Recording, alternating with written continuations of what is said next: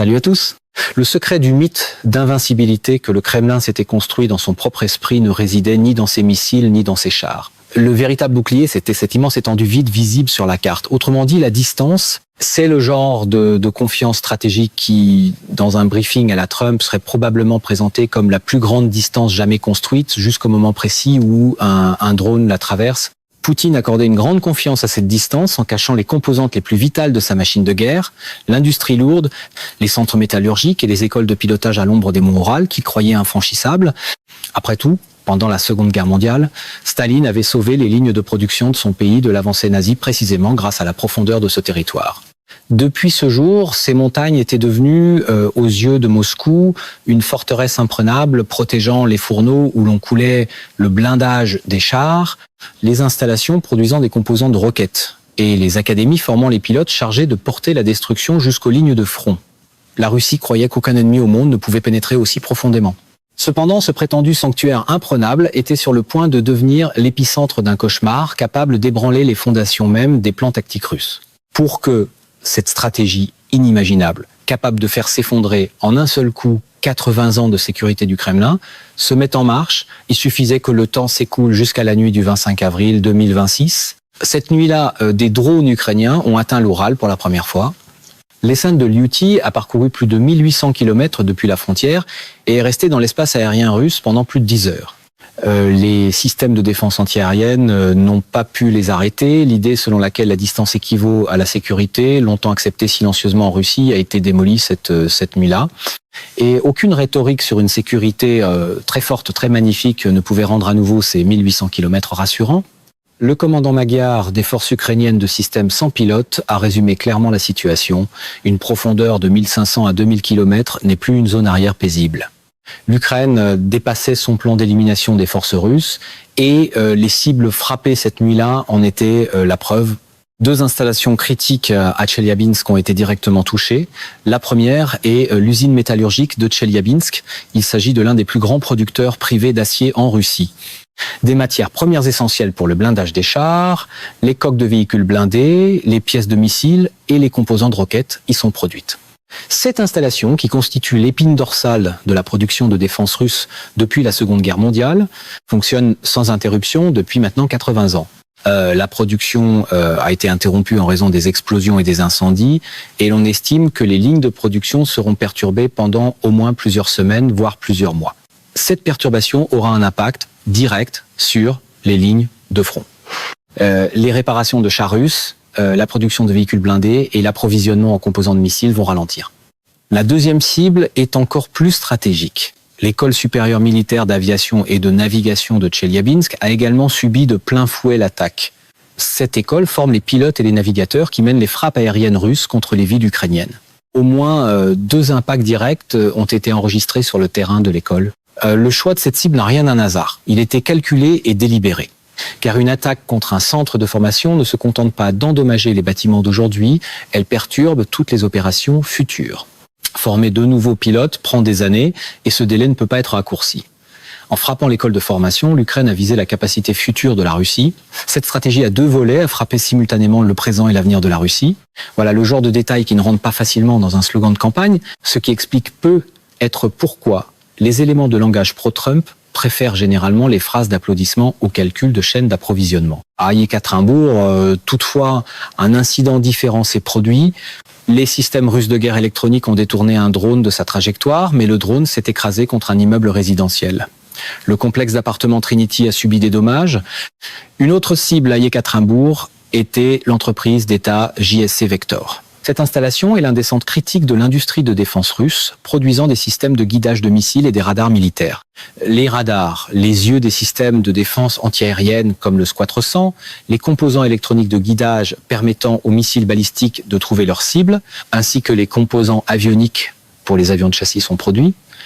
La frappe contre Vector porte une signification qui va bien au-delà d'une simple attaque contre une usine ordinaire, car la Russie fait déjà face à de grandes difficultés dans la production d'électronique militaire sensible en raison des sanctions. Elle ne peut pas s'approvisionner en micropuces et en composants électroniques avancés auprès de l'Occident. Sa capacité de production nationale est limitée et les problèmes de qualité persistent avec les alternatives chinoises. Dans ces conditions, les dommages causés à une installation comme Vector créent une brèche dans la chaîne de production russe de missiles et de radars qui sera extrêmement difficile à réparer. Donc, la production d'acier à Tcheliabinsk, la formation des pilotes et maintenant l'électronique des missiles.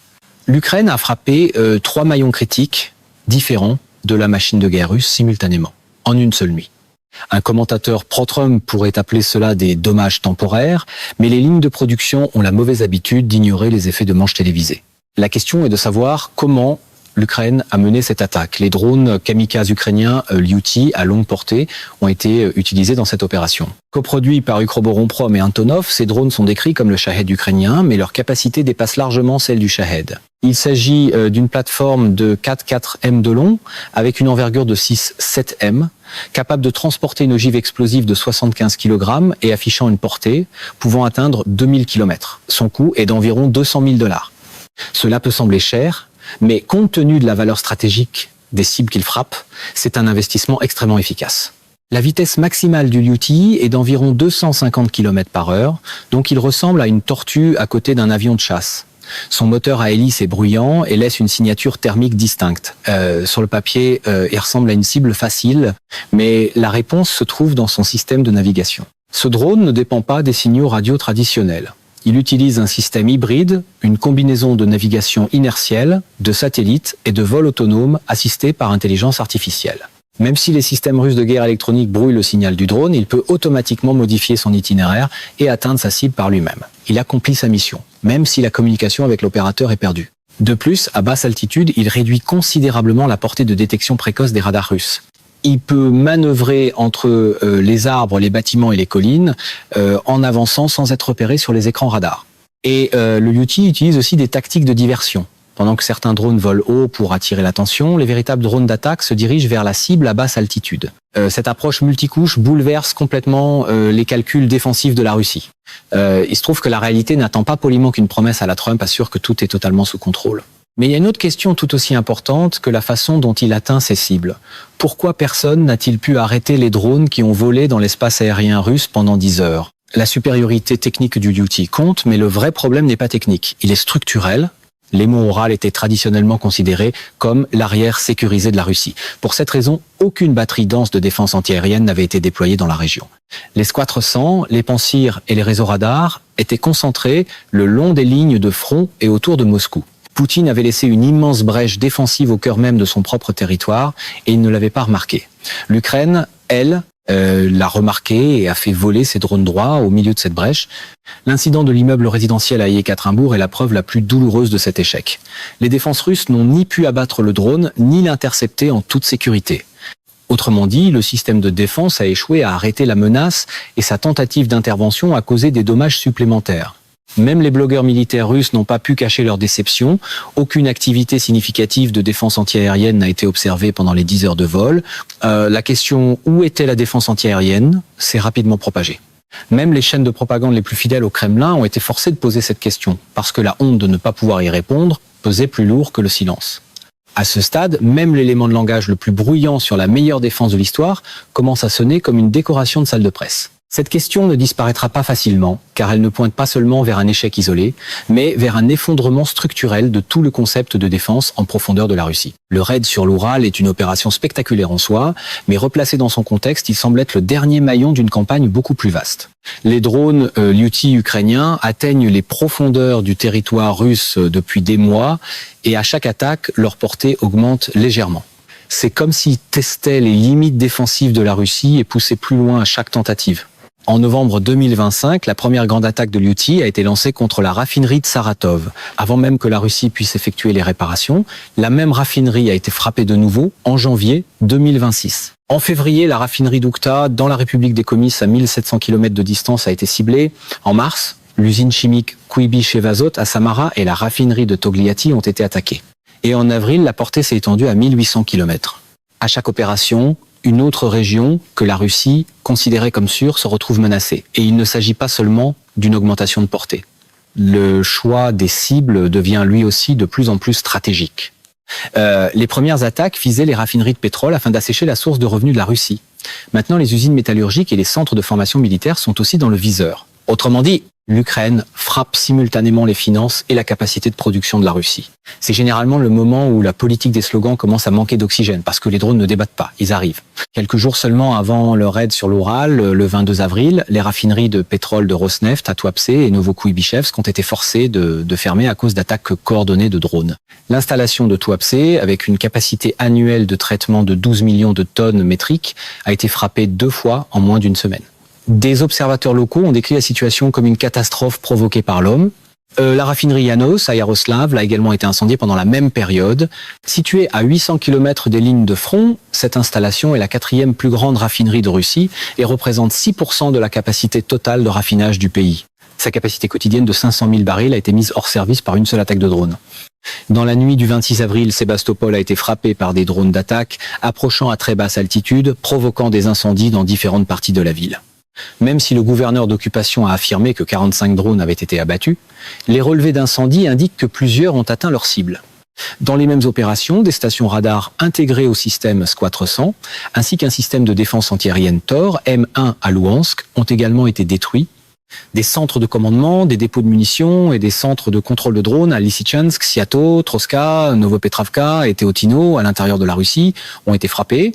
Tout cela fait partie de la même campagne. Et la logique derrière cette campagne est claire. Au lieu de combattre seulement sur les lignes de front ukrainiennes, elle paralyse les systèmes qui soutiennent ce front. En ciblant les centres de commandement, les dépôts de munitions, les infrastructures énergétiques, les centres de formation et les lignes de production, elle coupe l'alimentation de la machine de guerre russe. La machinerie de guerre est moins impressionnée par le théâtre du dur à cuire que par le carburant, l'électronique, les travailleurs et les pièces de rechange. Les effets de cette campagne sur la Russie sont multiples. Et chaque couche renforce les autres. Sur le plan économique, l'offensive contre l'Oural a frappé l'épine dorsale de l'économie de guerre russe. Lorsque la production de l'usine métallurgique de Tcheliabinsk est perturbée, la chaîne d'approvisionnement pour le blindage des chars, les corps de missiles et les pièces de véhicules blindés est directement touchée. Cette usine est un maillon critique de l'industrie de défense russe. Et lorsque ce maillon se brise, toute la chaîne ralentit. Le ciblage systématique des raffineries de pétrole restreint encore davantage les revenus énergétiques de la Russie, déjà réduits par les sanctions. La Russie a déjà perdu 20% de sa capacité d'exportation et chaque raffinerie touchée augmente légèrement ce pourcentage. Militairement, la frappe sur Tcheliabinsk a directement endommagé l'infrastructure de formation des opérations aériennes russes. Une attaque contre un centre de formation ne se contente pas d'endommager le bâtiment actuel. Elle perturbe les opérations futures. Lorsque la capacité de former des pilotes et des navigateurs diminue, l'impact sur les lignes de front est inévitable. Des équipages moins bien formés signifient davantage d'erreurs et des opérations aériennes moins efficaces. Et c'est le genre de dommage qui prend le plus de temps à réparer. Une nouvelle usine peut être opérationnelle en quelques mois, mais former un nouveau pilote prend des années. Du point de vue civil et politique, cette attaque a, pour la première fois, fait pénétrer profondément dans la psyché russe l'idée qu'aucun endroit n'est sûr. Les monts Oural étaient traditionnellement vus comme la zone intouchable de la Russie. C'était si loin de Moscou, si profondément à l'intérieur du territoire, que l'on croyait que la guerre ne pourrait jamais l'atteindre. Cependant, la frappe contre cette région remet directement en question la promesse du Kremlin de protéger le pays. Des protocoles de menaces par drone ont été activés dans toute la région. Les vols ont été restreints dans les aéroports de Perm, Tcheliabinsk et Tobolsk. Pour la première fois, le plan de couverture a été mis en œuvre dans la région de Kourgan, là où l'Oural et la Sibérie se rencontrent. La vie quotidienne a été perturbée. Des alertes aux drones ont retenti au moment où les gens se rendaient au travail et les écoles ont été temporairement fermées. Des millions de personnes dans l'Oural, qui regardaient auparavant la guerre à la télévision, ont senti pour la première fois que la guerre était physiquement arrivée à leur porte. L'incident de l'immeuble résidentiel à Yekaterinbourg a rendu cette peur tangible. La guerre n'est plus une image lointaine sur un écran, mais une réalité qui s'écrase contre leurs propres immeubles. Même les Z-blogueurs, les partisans les plus fidèles du Kremlin, ont critiqué ouvertement cette attaque. Une telle critique interne pourrait être encore plus dangereuse pour Poutine que les dommages causés par les drones, car lorsque le récit sécuritaire s'effondre, le soutien public à la guerre commence lui aussi à s'effriter. C'est là que le vieux réflexe à la Trump, consistant à qualifier chaque mauvais titre de fake, commence à se heurter au béton, à la fumée et aux aéroports fermés. Cet impact psychologique pourrait être le plus durable. Serhiy Sternenko, conseiller du ministre ukrainien de la Défense, a résumé la situation en une seule phrase. Ce n'est pas la fin. Poutine peut-il compenser les conséquences de ces attaques? À court terme, il peut les compenser partiellement. Il pourrait redéployer davantage de systèmes de défense antiaérienne dans la région de l'Oural, renforcer ses capacités de guerre électronique et diffuser par la propagande le récit de dommages temporaires. Mais ici, un dilemme classique surgit. Et ce dilemme place Poutine dans une position perdante, peu importe le choix. Lorsque la Russie redéploie sa défense antiaérienne vers l'Oural, les défenses le long des lignes de front ou autour de Moscou s'affaiblissent. Il est impossible de déployer des batteries S-400, des systèmes Pansir et des stations radars partout à la fois. La capacité totale de défense antiaérienne de la Russie est limitée et tout au long de la guerre, l'Ukraine a systématiquement érodé cette capacité. De juin 2025 à mars 2026, l'Ukraine a lancé 429 attaques distinctes contre les systèmes russes de défense antiaérienne.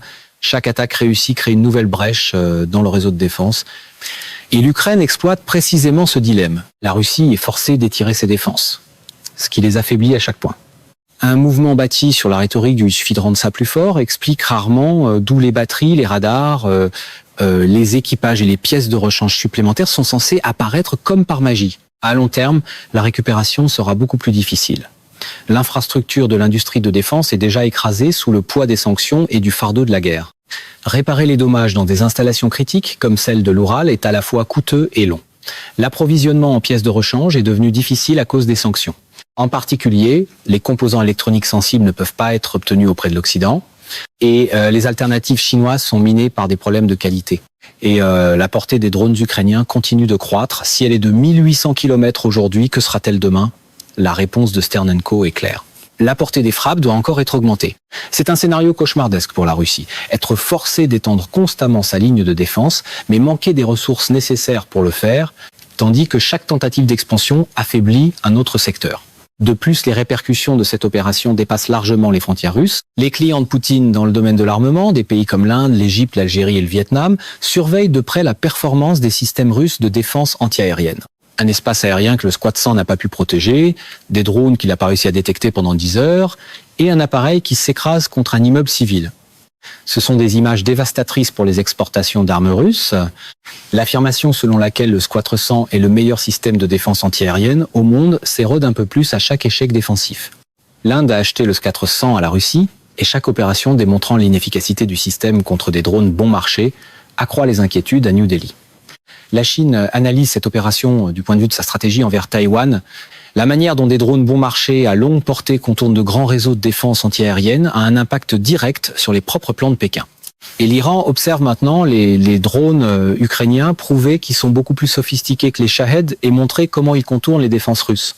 La production ukrainienne de drones bon marché mais efficaces comme le Lyuti modifie l'équilibre du marché mondial de l'armement. Si des systèmes de défense antiaérienne valant des milliards de dollars peuvent être contournés par des drones ne coûtant que quelques centaines de milliers de dollars, les armées du monde entier seront forcées de repenser leur stratégie d'acquisition d'armes. C'est une leçon inconfortable pour quiconque vend le plus gros, plus bruyant, plus cher, comme s'il s'agissait d'une doctrine de défense. Les alliés de l'OTAN ont déjà commencé à intégrer les données ukrainiennes de combat réel dans leur propre planification de défense. Parce que ces données contiennent des enseignements du monde réel qu'aucune simulation ne peut fournir. L'offensive contre l'Oural a redessiné les frontières géographiques de la guerre. La Russie est maintenant menacée non seulement le long des lignes de front, mais aussi à 1800 km de profondeur sur son propre territoire. La sécurité de l'arrière profond de Poutine a été définitivement éliminée et la technologie ukrainienne des drones évolue constamment. La portée du Lyuti augmente avec chaque nouvelle version. Le premier modèle commençait à 1000 km. Maintenant, ils ont atteint 2000 km. La capacité de l'ogive est passée de 50 kg à 75 kg. Le système de navigation assisté par intelligence artificielle devient plus intelligent à chaque opération parce qu'il est constamment alimenté par des données de combat réelles. Et l'Ukraine ne produit pas seulement le Lyuti. Dans le cadre du pôle d'innovation de défense Bravin, plus de 280 entreprises développent des drones aux portées et aux capacités variées. Ce n'est pas une arme, c'est un écosystème. Et cet écosystème prend de la vitesse chaque jour face à l'industrie de défense russe centralisée et lourde. Poutine prend du retard dans cette course parce que l'industrie de défense russe est contrainte par les sanctions. Des ingénieurs talentueux ont fui le pays et la bureaucratie héritée de l'époque soviétique ralentit l'innovation. L'Ukraine, elle, a transformé la guerre elle-même en laboratoire d'innovation. Elle tire des leçons de chaque opération, apprend de chaque échec et produit chaque mois des armes plus efficaces. Pendant ce temps, L'habitude pro-Trump de traiter la complexité comme une faiblesse paraît particulièrement mince lorsque le champ de bataille est redéfini par les ingénieurs, les données et l'itération. L'avertissement de Sternenko est clair. C'est pas la fin. Le cœur industriel de la Russie est maintenant à portée de l'Ukraine. Et Poutine n'a rien qui puisse changer cette réalité. Parce que la distance n'est plus une question de sécurité. Ce n'est qu'un chiffre, mais il y a un autre aspect de ces attaques qui n'a pas encore été abordé. Et c'est peut être le plus destructeur à long terme. Quand on frappe une usine, les murs sont reconstruits, les machines sont remplacées et les lignes de production redémarrent en quelques mois. Mais quand on perd les gens qui travaillent dans cette usine, les remplacer est beaucoup plus difficile. La région de l'Oural n'est pas seulement le cœur de l'industrie de défense russe, elle abrite aussi les ingénieurs, les métallurgistes, les spécialistes de l'électronique et les travailleurs qualifiés qui permettent à cette industrie de fonctionner. Maintenant, ces personnes travaillent sous la menace des drones. Un explosif qui frappe le toit d'une usine ne détruit pas seulement la ligne de production, il détruit aussi le sentiment de sécurité des gens qui travaillent sur cette ligne. Et lorsque ce sentiment de sécurité s'effondre, les gens commencent à fuir. Que peut leur offrir le Kremlin? Des salaires plus élevés. Mais l'inflation gruge déjà leurs économies. Une promesse de sécurité. Mais cette promesse a été brisée dans la nuit du 25 avril. Le travail obligatoire. Mais un ingénieur retenu contre sa volonté ne peut pas travailler efficacement. Même la routine à la Trump la plus soignée sur le thème « Nous avons les meilleurs » devient gênante lorsque les meilleurs essaient de travailler sous des alertes aux drones. C'est une crise silencieuse. Une crise qui fait pas les manchettes mais qui érode de l'intérieur la capacité de production de guerre de la Russie. Réparer l'usine prend des mois. Ramener un ingénieur qui a fui est parfois impossible. Et sans cerveau, les usines ne sont rien d'autre que des bâtiments vides. Mesdames et messieurs, notre émission d'aujourd'hui s'arrête ici. Nous vous invitons à partager votre avis personnel dans la section des commentaires ci-dessous. Pouvoir, Vérité vous salue et vous donne rendez-vous très bientôt.